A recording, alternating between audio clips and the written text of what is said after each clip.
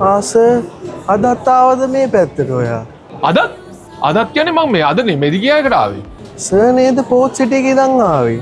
සර්ගේ නම නේද ශීෂොන් මා කියන්නේ. නෑ මම වෙන්න බෑ. මං වගේ වෙන චීනෙක් වෙන්න නැති.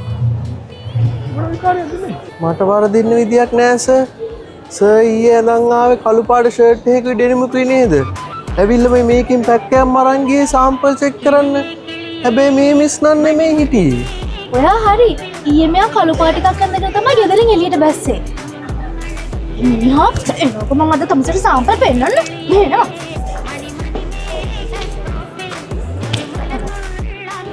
දේවි පිහිටයි සර්. കിളിയേ കിളിയേ മണി മണി മേഘത്തോപ്പിൽ ഒരു മലമുള്ള